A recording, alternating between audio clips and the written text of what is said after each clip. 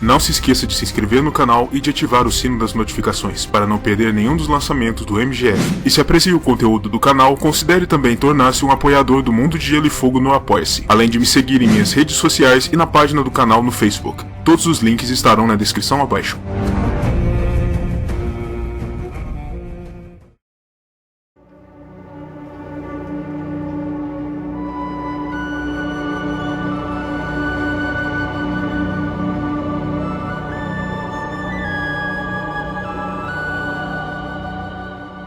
Maegor Targaryen nasceu em Pedra do Dragão, a fortaleza insular de sua casa, no ano 12 após a conquista, como o primeiro filho do conquistador Aegon I com sua irmã e esposa, Rainha Visenya. Desde os tempos de infante, ele se mostrou ser uma criança robusta e forte, pesando o dobro de seu meio-irmão franzino Aenys, o filho da outra irmã esposa de Aegon, Rainha Rhaenys. Maegor e seu irmão não foram próximos durante seus anos de infância, sendo ele criado em Pedra do Dragão com sua mãe, enquanto Aenys permanecia junto dos pais na pequena Porto Real, a capital recentemente fundada pelo Conquistador para ser o centro de poder em seu novo reino. Com isso, Maegor passou a ser conhecido pelos cortesãos e pelo povo como o Príncipe de Pedra do Dragão, título que mais tarde seria atribuído a todos os futuros herdeiros do Trono de Ferro. Aos 3 anos de idade, Maegor recebeu sua primeira espada de treinamento e se lançou com voracidade à prática. Algumas pessoas na corte mais tarde viriam a afirmar que, pouco tempo após iniciar sua prática de esgrima, Maegor já teria matado a sangue frio um dos gatos da fortaleza, um sinal precoce da índole maligna que marcaria sua vida futuramente, embora a veracidade de tal feito não seja bem estabelecida, e possa se tratar tão somente de um rumor criado para macular ainda mais sua figura aos olhos da história. Qualquer que seja a verdade sobre essa passagem, é fato bem documentado que, aos 8 anos de idade, Maegor esfaqueou até a morte um palafrém que lhe havia escoiciado, e depois cortou metade da face do ajudante de estábulo que veio correndo ao som dos lamentos do animal moribundo. O treinamento de Maegor ficou a cargo de Sir Gawain Corbray, que era então o mestre de armas de Pedra do Dragão, e ainda aos 8 anos ele foi feito escudeiro. Aos 12 anos, Maegor já estava desmontando garotos com 4 ou 5 anos a mais que ele nas liças, e forçando homens de armas experimentados à submissão no pátio do castelo, demonstrando sua indubitável veia marcial e a habilidade de combate. Aos 13 anos, ele já era capaz de derrotar cavaleiros ungidos em combates singulares. Em reconhecimento a essas impressionantes realizações, a Rainha Visenya se decidiu por presentear Maegor, no 13º dia de seu nome, em 25 após a conquista, com sua própria espada valeriana, Irmã Negra, uma grande honra a um jovem que ainda não havia sequer sido ordenado como cavaleiro. No entanto, estranhamente, embora diversos pequenos dragões houvessem recentemente eclodido na fortaleza insular, Maegor nunca se demonstrou capaz de se ligar a nenhum deles, e por isso não clamou nenhuma das criaturas como sua.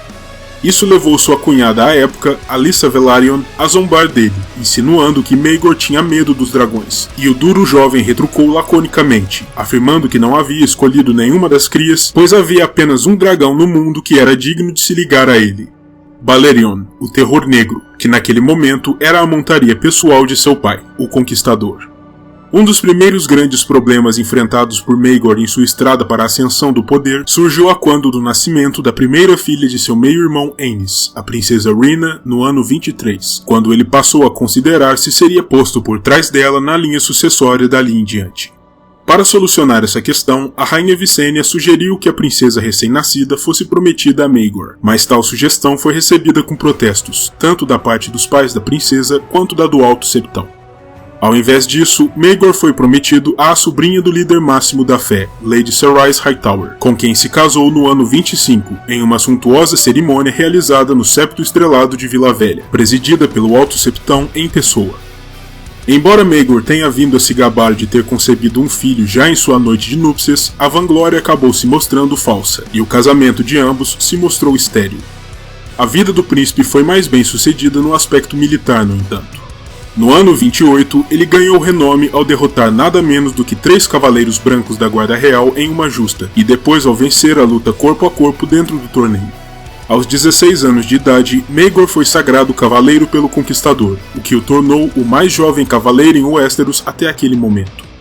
Mais tarde, nos anos de 29 e 30, Maegor auxiliou o mestre dos navios da corte, Lord Ethan Velaryon, e a mão do rei de então, Lord Osmond Strong, em 2 campanhas navais contra o famoso pirata liceno Sargosso San, nos degraus, e no ano 31 ele foi o responsável por derrotar em campanha o famoso Gigante do Tridente, um cavaleiro fora da lei que vinha espalhando o terror pela região. Tais proezas apenas serviram para aumentar ainda mais o prestígio de Maegor junto ao rei, à corte e ao povo dos reinos.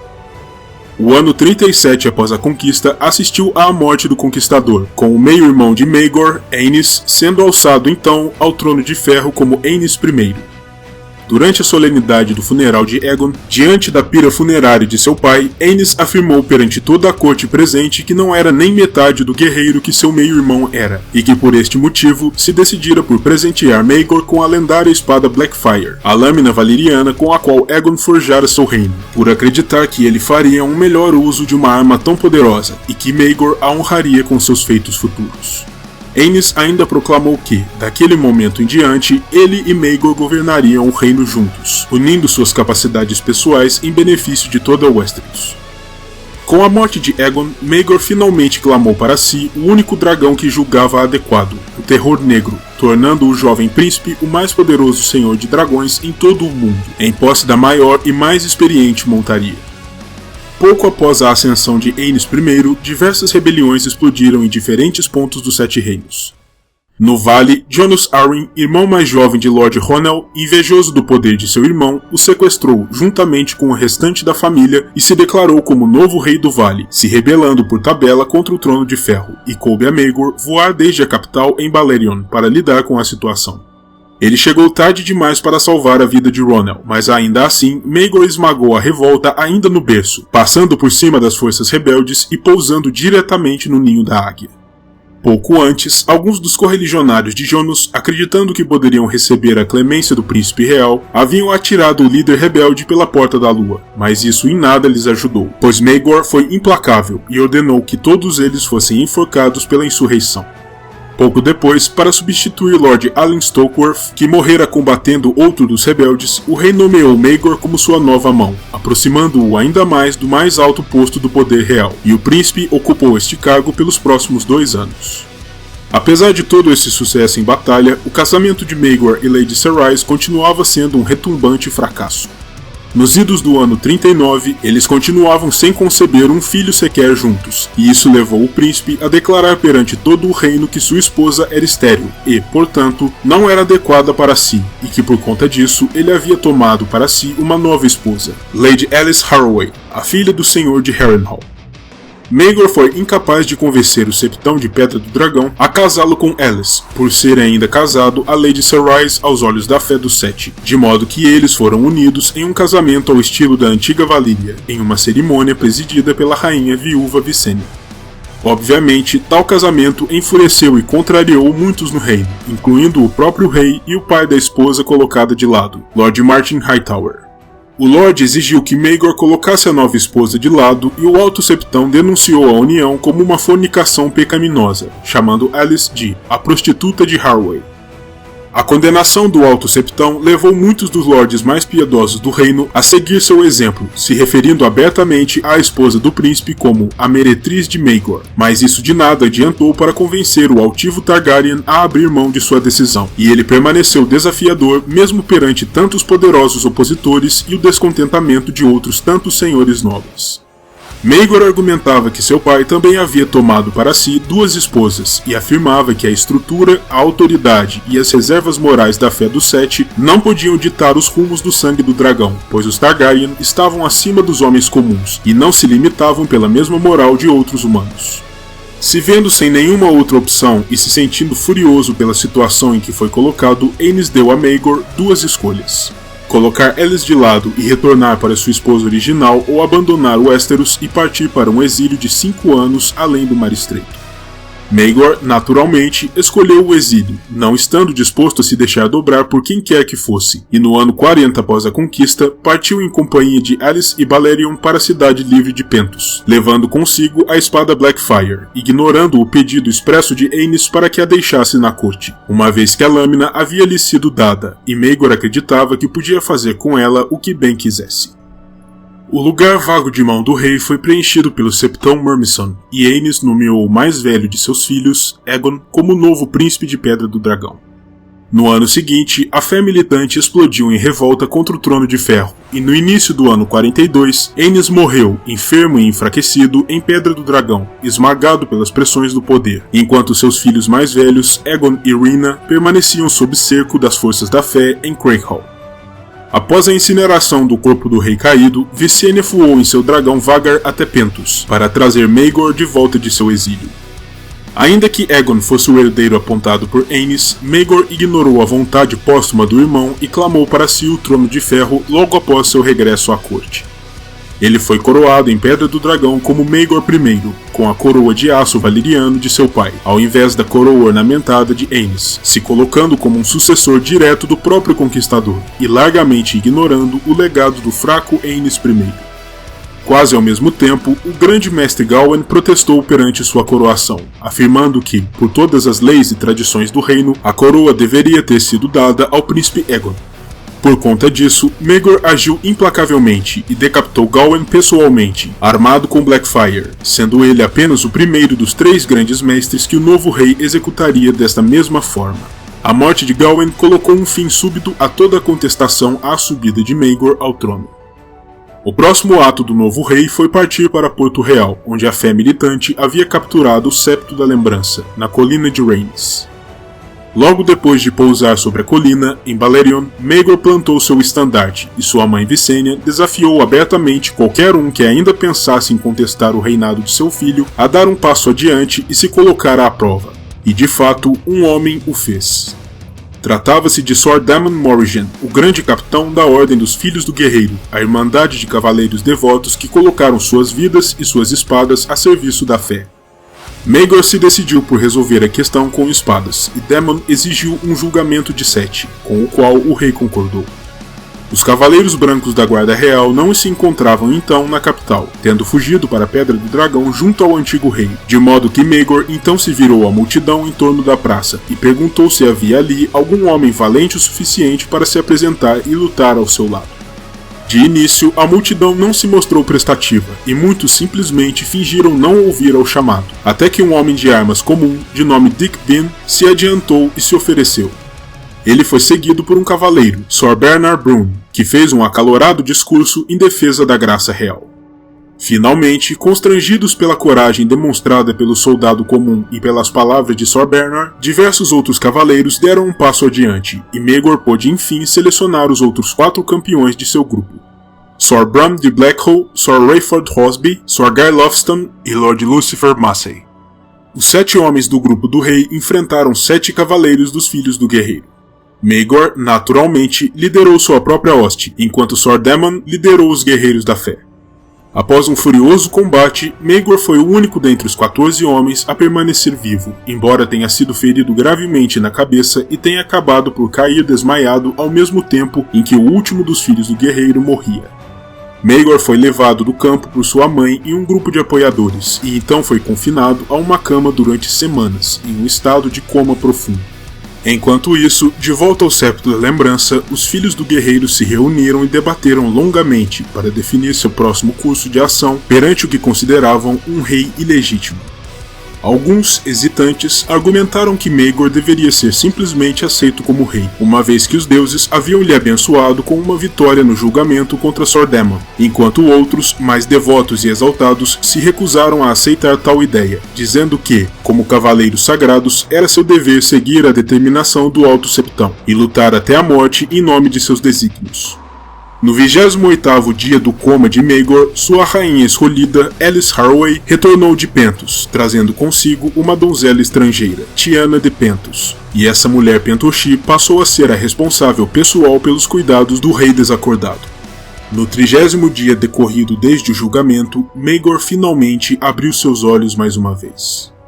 Não se sabe exatamente o que se passou pela mente do rei durante sua lenta recuperação do ferimento contraído no combate, mas é fato que este foi o ponto de virada em sua personalidade e em sua política de governo, pois seu primeiro ato após despertar do coma foi montar nas costas de Balerion e rumar, juntamente com um destacamento de soldados, até o Septo da Lembrança, para incendiá-lo com todas as almas ainda dentro. Maegor havia ordenado aos seus arqueiros que alvejassem qualquer um que tentasse escapar ao inferno que chovia dos céus, e dezenas, talvez mesmo centenas de homens pereceram entre as chamas e os escombros da construção, feita em poeira pelo fogo do terror negro. Ao mesmo tempo, Maegor liderou seu exército contra a fé militante nas vitórias nas batalhas da Ponte de Pedra e do Grande Ramo da Água Negra, lutando pessoalmente nesta segunda e queimando muitos homens ainda montado em Balerion. Depois dessas duas vitórias em campo, o rei anunciou sua intenção de se casar mais uma vez, tomando Tiana de Pentos, também chamada em Westeros de Tiana da Torre, como sua terceira esposa. O novo grande mestre a serviço da corte, Myers, objetou, como era de se esperar, argumentando que a única e verdadeira esposa de Maegor, Rainha Serys, o aguardava em Vila Velha, e por isso Maegor o decapitou pessoalmente. O casamento se deu sobre a colina de Rhaenys, ainda cercado pelos restos carbonizados do Septo da Lembrança e dos corpos dos filhos do guerreiro que lá haviam perecido, uma espécie de macabro triunfo real sobre a fé militante, e disse que encontrar um septão disposto a presidir tal cerimônia não foi tarefa fácil, e que o rei precisou executar ao menos uma dúzia de homens santos por desobediência antes de encontrar um que aceitasse conduzir o rito, provavelmente através de coerção. Quando a notícia atingiu Vila Velha, o Alto Septão denunciou ruidosamente a abominação e suas meretrizes, enquanto Lady Serys seguia afirmando ser a única rainha legítima dos reinos. Ignorando todos esses apelos vindos do sul, Maegor nomeou, no ano 43, Lord Lucas Harroway, o pai de sua segunda esposa, como sua nova mão, encarregando-o dos aspectos administrativos do dia a dia do reino, para que o rei pudesse se concentrar exclusivamente nos planos de construção da Fortaleza Vermelha, iniciada no ano 35, e para que pudesse fazer alterações no projeto, incluindo diversas passagens secretas subterrâneas por toda a colina de Aegon, além da construção de toda uma fortaleza interior, para além do projeto original, que pudesse ser mais fortemente defendida de exércitos sitiantes, e até os dias de hoje é conhecida como Fortaleza de Maegor. O rei também incluiu em seus planos a construção de 4 andares subterrâneos de masmorras, para onde poderia enviar os piores entre seus inimigos e os mais vis traidores do reino, para que sofressem sessões de torturas inomináveis e nunca mais vissem a luz do dia. O último desses níveis, conhecido como as Celas Negras, era o local reservado para os mais perigosos entre os prisioneiros, e é dito que, uma vez que um homem é conduzido até lá, dificilmente voltará a sair. A fé militante continuou sendo um flagelo para o governo de Maegor, e como resposta, ele emitiu uma série de novas leis que, entre outras coisas, proibia que todos os homens santos carregassem qualquer tipo de arma, para minar o poder dos filhos do guerreiro e dos pobres irmãos, e previa punições exemplares aos lordes que falassem contra suas medidas, para sufocar o apoio à fé por parte dos fidalgos do reino. Não demorou até que uma resposta a essas novas leis viesse de Vila Velha. O Alto Septão ordenou a Maegor que se apresentasse perante ele no Septo Estrelado, para se ajoelhar diante dos Sete e implorar por seu perdão, por toda a crueldade e por todos os pecados cometidos por si mesmo e por aqueles sob suas ordens. Ainda focado na Fortaleza Vermelha, Maegor ignorou as convocatórias da fé durante meio ano, e a resposta do Trono de Ferro veio através de sua mãe, a Rainha Visenya, que voou em Vhagar e incendiou diversas fortalezas de casas nobres devotas na Campina em uma única noite. Depois, o próprio Maegor voou em Balerion até o ocidente, onde incendiou outras tantas sedes de casas nobres que haviam ignorado suas ordens por reverência ao Alto Septão. A seguir, tanto Maegor quanto Visenya se viraram para Vila Velha, ameaçando incendiar o Septo Estrelado em retaliação à condenação do Alto Septão à poligamia real. No entanto, antes que sua ameaça fosse levada a cabo, o Alto Septão desafiador subitamente faleceu, o que permitiu a Lord Hightower abrir os portões da cidade, salvando-a de um oceano de chamas. O novo Alto Septão era um homem notavelmente menos firme em suas convicções, e muito mais complacente, e aceitou ungir Maegor como rei sem maiores protestos. Ele também não manifestou qualquer objeção enquanto presenciava todos os filhos do guerreiro que ali se encontravam sendo executados ou enviados para a muralha. Os julgamentos dos filhos do guerreiro levaram meio ano, e o rei os presidiu pessoalmente, transbordando com o desejo de vingança, após o que emitiu mais um édito real. A partir daquele momento, todos os homens piedosos que ainda lhe desafiavam teriam um prêmio sobre suas cabeças. A coroa pagaria um dragão de ouro pelo escalpo cortado de qualquer filho do guerreiro, e um veado de prata pelo de cada pobre irmão, para que o reino se visse, enfim, livre das ordens militares. Enquanto permanecia na cidade, Maegor também se reconciliou com sua rainha Cerys, e seu entendimento foi celebrado com um grande banquete promovido por Lord Martin, após o que a rainha retornou com Maegor e a mãe para a capital. Mais tarde, naquele mesmo ano, o príncipe Aegon, filho primogênito do velho rei, anunciou sua pretensão ao trono de ferro, sendo o herdeiro apontado por seu pai antes da morte.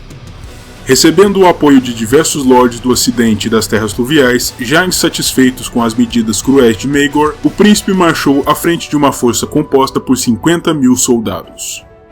Pior ainda, Maegor foi informado, ainda em Vila Velha, por sua terceira rainha, Tyanna, que ele também havia apontado como sua senhora dos murmúrios, que os senhores das casas Lannister, Baratheon, Stark e Arryn haviam contatado Aegon, anunciando que se juntariam à sua causa se ele fosse capaz de provar que poderia se sobressair em campo. Desse modo, Maegor precisava agir rapidamente, antes que 4 das maiores casas dos reinos abandonassem seu controle em favor do jovem príncipe. Por isso, ele partiu depressa de Vila Velha, ordenando a todos os lords leais a si que atacassem e minassem as forças do exército de Aegon por todos os lados, enquanto ele próprio reunia uma força para ir ao encontro do pretendente. Durante a grande batalha sobre o Olho de Deus, as forças dos 2 Targaryen se enfrentaram e, pela primeira vez na história registrada, 2 dragões da casa se viram lutando entre si. E nesse embate, a montaria de Maegor, sendo muito maior, mais velha e mais experiente, triunfou facilmente sobre o dragão Quicksilver, montado por Aegon, derrubando o dragão e príncipe do céu, em chamas e selando o destino da curta guerra por poder. Os eventos desta batalha renderiam a Maegor para sempre as alcunhas de O Cruel e O Matador de Parentes, algo considerado atroz por muitos nos 7 reinos, e que não seria esquecido, sendo rememorado como uma prova inequívoca da malícia deste rei. No ano 44 após a conquista, para evitar mais ameaças à sua autoridade, Maegor tornou a viúva de Aenys, Alyssa Velaryon, bem como seus filhos de Harys e Alysanne, acompanhantes pessoais de sua mãe em Pedra do Dragão, para manter os olhos postos sobre eles, e convocou outros dos filhos da rainha viúva, Viserys, para servir como seu escudeiro, pela mesma razão. Para aumentar sua preocupação, Maegor ainda não havia sido capaz de conceber um herdeiro, mesmo após todos esses anos e sendo casado com 3 mulheres, de modo que, a cada noite, ele visitava a cama de uma delas, determinado a sanar esse problema o quanto antes. Naquele mesmo ano, a rainha Alis anunciou que se encontrava grávida e ficou confinada à sua cama, para que nada interferisse no trabalho. Mas, apenas 3 meses mais tarde, ela deu à luz uma criatura monstruosa, sem olhos e retorcida. Maegor, convencido de que a criança não era sua, executou todos os envolvidos no parto, poupando apenas as 2 irmãs da rainha. Tal ideia viera, dizem os rumores, de Tyanna de Pentos. Em um dia, enquanto o rei se encontrava sentado sobre o trono de ferro, com a cabeça de grande mestre Desmond em sua mão, a rainha se aproximou, afirmando que a criança retorcida fora resultado de uma relação clandestina de Alis, que estava desesperada para conceber um filho para Maegor, e por isso havia se deitado com homens de fertilidade confirmada, fornecendo ainda uma lista de nomes como prova. 20 homens foram presos sob suspeita de serem amantes de Alis, e sob tortura, 18 deles confessaram o crime. A própria Alis foi arrastada de sua cama de parto e entregue a Tyanna para ser torturada, enquanto todos os seus parentes presentes na corte, incluindo Lord Lucas, a mão do rei de então, foram assassinados. Disse também que, de todas, a morte de Alis foi a mais terrível, mas Maegor ainda não havia terminado. Depois de matar todos os Harroway em Porto Real, o rei partiu à frente de um exército até Harrenhal, onde matou toda a guarnição, além de qualquer pessoa em que pudesse colocar as mãos com sequer uma gota de sangue Harroway, pois o rei desejava exterminar a casa completamente. Depois, ele marchou até a pequena vila de Lord Harroway, nas proximidades, e a arrasou completamente, matando todos os Harroway que encontrou ali. Com a casa finalmente extinta, o rei organizou um combate real sobre as ruínas da vila, com o grande castelo de Harrenhal como prêmio ao campeão. E embora tenha sido seriamente ferido no combate, o vencedor acabou sendo Sir Walton Towers, que garantiu para si e para sua família a posse da grande fortaleza dali em diante. Ao retornar a Porto Real, Maegor foi informado da morte de sua mãe, a rainha Visenya, e a notícia o devastou, tendo sido sua mãe desde o início sua mais forte apoiadora, tendo ido pessoalmente até Essos para trazê-lo de volta do exílio para reclamar seus direitos. Pior ainda, durante o caos provocado pela morte de Visenya, a rainha viúva Alyssa havia se aproveitado do momento para escapar de Pedra do Dragão com seus 2 filhos e com a espada Irmã Negra, retornando a Deriva Marca, o castelo de sua família. Em resposta a esse ato de traição, Maegor aprisionou e torturou o mais velho dos filhos sobreviventes do antigo rei, Viserys. Após 9 dias de interrogatório promovido pela rainha Tiana, Viserys finalmente faleceu, e seu corpo desfigurado e retorcido pela tortura foi abandonado sem cerimônia nos jardins do Castelo Real, para apodrecer ali durante uma quinzena. Maegor fez isso para tentar atrair Alyssa até lá, na esperança de recuperar os restos de seu filho, mas isso não aconteceu. O ano de 45 após a conquista assistiu à conclusão das obras na Fortaleza Vermelha e, em celebração, Maegor organizou um suntuoso banquete para todos os homens que haviam participado da construção, regado com os melhores vinhos, as mais finas carnes e as prostitutas mais seletas, trazidas dos melhores bordéis da cidade.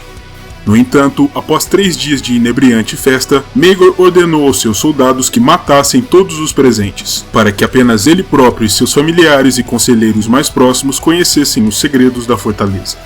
Os ossos dos trabalhadores assassinados foram enterrados sob as fundações da fortaleza que haviam construído.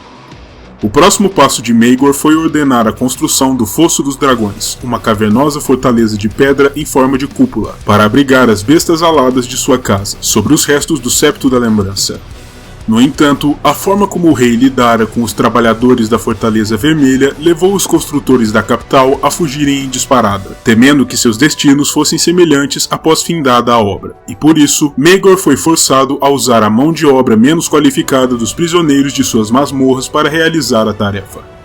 A primeira das esposas de Maegor, Rainha Serys, caiu enferma e faleceu pouco tempo após a finalização da Fortaleza Targaryen, e um rumor persistente passou a circular na cidade, dando conta de que, após um comentário incisivo direcionado a Maegor, Sua Graça teria ordenado a Sir Owen Bush, um de seus cavaleiros brancos, que arrancasse a língua de sua rainha, mas que antes que o homem pudesse dar cabo da vontade real, Serys começara a se debater e a resistir, e que durante o embate, a lâmina do cavaleiro teria escorregado e, ao invés disso, cortado a garganta da rainha, matando-a no ato, o que teria forçado Maegor a encontrar uma desculpa convincente para a súbita morte.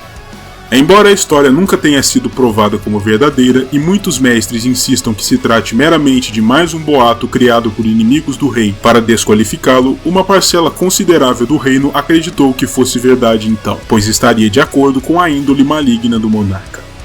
Na segunda metade do ano 45, o rei voltou a campo para caçar um grupo de pobres irmãos que se escondia na grande floresta ao sul da Água Negra.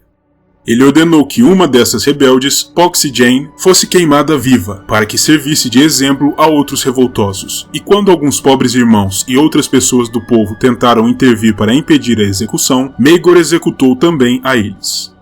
No ano de 46, o rei estava de volta à capital, levando consigo 2.000 crânios de pobres irmãos e filhos do guerreiro, como troféus, embora muitas pessoas então acreditassem que tais crânios também incluíssem os de pessoas comuns, cujo único crime fora estar na hora errada e no lugar errado. A guerra do rei contra as Ordens Santas fora, além de destrutiva, tremendamente cara, exaurindo os cofres reais, e isso levou o mestre da moeda da corte, Lord Alton Butterwell, a promover sucessivos aumentos de impostos, pois o senhor temia, com bons motivos, falhar em satisfazer as demandas de seu rei. Ainda assim, a taxação sobre o povo comum não foi suficiente para custear a campanha de Maegor, de modo que o rei passou a demandar também um imposto de ouro dos grandes senhores, o que talvez tenha sido seu maior erro, pois embora o povo comum já se encontrasse largamente descontente com o rei, por conta da violência, da crueldade, da destruição e dos pesados impostos, alguns dos altos senhores ainda permaneciam leais, talvez por medo, talvez por convicção, mas esse novo imposto sobre os ricos rapidamente minou essa base frágil de apoio, e a cada dia que se passava, o ressentimento de lordes e plebeus contra Maegor crescia. Nos idos do ano 47 após a conquista, Maegor continuava a não ter um herdeiro para si, e havia parado completamente de visitar o leito de sua terceira rainha, Tiana da Torre. Os conselheiros reais concordavam que Sua Graça precisava se casar mais uma vez, o quanto antes, para sanar a questão, e diversas sugestões de esposas adequadas foram feitas. O grande mestre Bennifer sugeriu Lady Clarice Dane, a donzela de Tombastella. O mestre da moeda da corte, Lord Alton, sugeriu ao rei sua irmã enviuvada, uma mulher de fertilidade comprovada. A mão do rei de então, Lord Edwell Celtigar, sugeriu por sua vez suas duas filhas, ambas jovens e donzelas.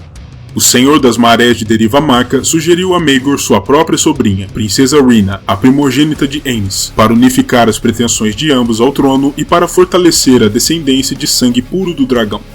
Maegor eventualmente se decidiu por uma alternativa segura, se casar com mulheres de comprovada fertilidade, e tomou para si mais 3 esposas, o que em sua mente triplicaria a chance de finalmente conseguir conceber um herdeiro.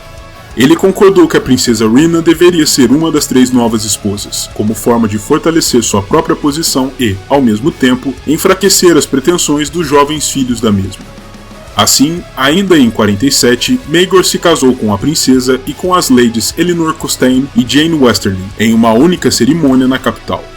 Como todas as 3 haviam sido feitas viúvas pelas ações pregressas do rei, passaram a ser conhecidas nos reinos como as Noivas Negras, em alusão ao seu suposto luto pelos maridos assassinados. O rei nomeou a princesa Iria, a mais velha das filhas de Rhena com o falecido Aegon, como sua herdeira naquele momento, removendo assim a herança do irmão de Rhena, príncipe Jaehaerys, e ao mesmo tempo enviou a outra das filhas de sua nova esposa, Rhaella, à Vila Velha, para ser criada como uma septã, distante da capital e do poder. Meio ano se passou desde a cerimônia, e a rainha Jane anunciou aos reinos que estava esperando uma criança.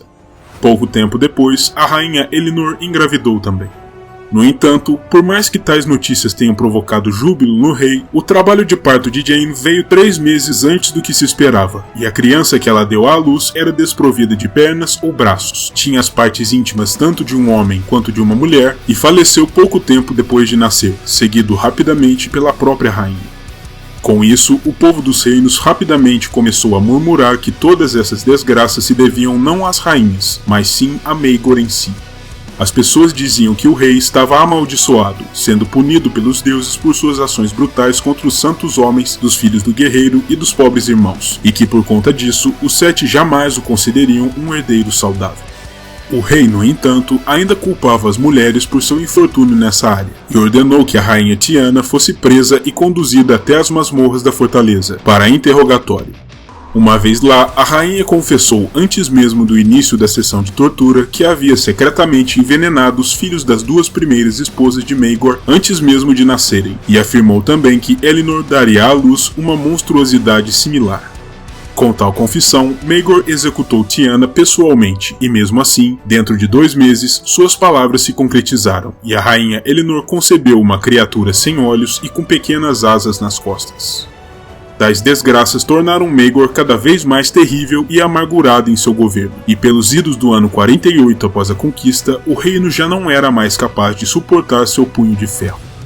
Nesse contexto, o príncipe Jaehaerys, o último dos filhos de Aenys I ainda vivo, naquele momento confinado à Ponta Tempestade, colocou adiante sua pretensão ao trono de ferro, apoiado incondicionalmente por Lord Rhaegar Baratheon, que foi apontado de antemão pelo príncipe como protetor do reino e sua primeira mão. O príncipe contava com 2 dragões em suas forças, seu próprio Vermithor e a criatura de sua irmã Alysanne, Asa Prata, para contrabalançar o dragão de Maegor, de modo que era possível vislumbrar sua vitória em um confronto direto. Ao tomar conhecimento da declaração de Jaehaerys, sua irmã Rhena fugiu de Porto Real na calada da noite, por debaixo do nariz de Maegor, levando consigo seu dragão Dreamfire e a espada valeriana do conquistador, Blackfire, que emprestaria ainda mais legitimidade à pretensão de Jaehaerys. Assim que soube da fuga de Rhena, Maegor desejou se vingar e enviou à Vila Velha um mensageiro a cavalo ordenando a Lord Hightower que decapitasse Rhaella, a filha de Rhena, como punição. Mas Lord Hightower, também farto do governo de Maegor, se recusou a obedecer e ao invés disso aprisionou o mensageiro real. A mão do rei, Lord Celtigar, renunciou ao seu cargo pouco depois, para retornar à Ilha da Garra, e o grande mestre Bennifer fugiu secretamente da capital, em um navio até Pentos. 2 dos cavaleiros brancos de Maegor seguiram esses homens em sua deserção pouco tempo mais tarde. O primeiro dos grandes lordes dos reinos a abandonar a causa real foi o Senhor das Marés, Lord Daemon Velaryon, que servia então como mestre dos navios e senhor almirante da frota real. E seguindo seu exemplo, muitos outros senhores nobres também abandonaram Maegor, pois a casa Velaryon era um poder a ser seguido. Os Lannister, os Tyrell e os Arryn se declararam abertamente contra o rei e a favor de Jaehaerys, enquanto os Tully se aliaram ao Septão Moon e a Sir Joffrey Doggett, os líderes dos pobres irmãos sobreviventes. O rei, naturalmente, respondeu a todos esses desertores chamando seus vassalos para a guerra, mas poucos foram os que responderam ao seu chamado, e o exército que ele foi capaz de reunir mal chegou a 4.000 homens. Ainda assim, Maegor se negava terminantemente a se render, e quando Lord Hayford, um dos poucos senhores ainda leais, sugeriu a ele que renunciasse à coroa e vestisse o negro para resolver a situação, Maegor ordenou que sua cabeça fosse arrancada e continuou a se reunir com seu conselho de guerra na sala do trono, com uma pequena adição estética. A cabeça de Lord Hayford foi colocada em um espigão e montada por trás do trono de ferro, onde ficaria para apodrecer, como um macabro lembrete do preço da insubordinação. Ao final de seu conselho, os homens da corte se retiraram e deixaram o rei sozinho na sala do trono, para que pudesse meditar sobre suas chances de sucesso ou fracasso. Mas na manhã seguinte, sua rainha Elinor o encontrou morto sobre o trono, com suas vestes empapadas em sangue e os pulsos totalmente abertos, como se Maegor tivesse sangrado até a morte. Ademais, uma das lâminas do trono havia sido trespassada a partir da parte de trás de seu pescoço, aumentando ainda mais o mistério que cercou o evento. Até os dias de hoje, não se sabe como se deu exatamente a morte de Maegor, nem quem poderia estar por trás dela. Alguns dizem que ele pode ter sido assassinado pela própria rainha Elinor, insatisfeita com seus meios malignos. Outros afirmam que o responsável pelo assassinato teria sido um dos cavaleiros restantes em sua própria guarda real. Outros ainda clamam que o verdadeiro assassino foi um dos construtores da Fortaleza Vermelha, que havia escapado ao massacre de seus companheiros 3 anos antes e retornara ao local da chacina para acertar as contas com Maegor. Mas ainda existem aqueles no reino que acreditam que o rei foi morto não por outra pessoa, mas sim pelo próprio Trono de Ferro, que ele havia maculado com sua selvageria desmedida e que já não mais o aceitava como rei. Existe ainda a hipótese de que o próprio Maegor tenha se matado para evitar uma derrota esmagadora em campo ou as consequências que lhe aguardavam após perder o poder, preferindo sangrar e se auto-empalar a se deixar ser capturado por Jaehaerys e seus apoiadores. Maegor Targaryen governou Westeros por exatos 6 anos e 66 dias, uma clara referência de George Martin ao chamado Número da Besta, em alusão ao caráter maligno deste rei, e sem ter deixado nenhum herdeiro próprio, foi sucedido no poder por seu sobrinho Jaehaerys, que já havia clamado para si o trono. Jaehaerys I, considerado por muitos o maior dos reis na história de Westeros, foi o responsável por curar as feridas deixadas pelo governo cruel de Maegor, dentre as quais solucionar de uma vez por todas o levante da fé militante, oferecendo anistias aos homens das Ordens Santas e dissolvendo-as de uma vez por todas, pelo que ele veio a ser conhecido como o Conciliador. Mas essa não foi a última vez que Maegor voltou a ser citado nos altos círculos do poder, pois durante o Grande Concílio do ano 101, um homem de armas de profusos cabelos de fogo colocou perante o reino sua pretensão ao trono, clamando ser um filho bastardo de Maegor, e apresentando como única prova o testemunho da filha de um velho estalajadeiro, que afirmava ter sido estuprada pelo cruel rei. Naturalmente, seu caso foi largamente ignorado, apesar de a perspectiva de um estupro do velho rei não ser nada improvável. Mais adiante, durante a Dança dos Dragões, tanto o príncipe Daemon Targaryen quanto sua esposa, a rainha Rhaenyra, foram comparados a Maegor em seu potencial para a crueldade, com Rhaenyra até mesmo sendo chamada por alguns de Maegor com tetas, um insulto que permaneceria sendo usado para designar mulheres más e poderosas durante mais de um século após o final do conflito. É inegável que o legado de Maegor para a posteridade foi um de destruição, morte, sofrimento, lamento e maldade, mas também é fato que ele serviu durante seus anos de reinado como um perfeito exemplo dos perigos representados pelo poder absoluto do reino nas mãos de seus governantes. Por isso, é importante que sua história jamais seja esquecida, para que gerações futuras possam prevenir que um novo Maegor, o Cruel, ascenda ao trono.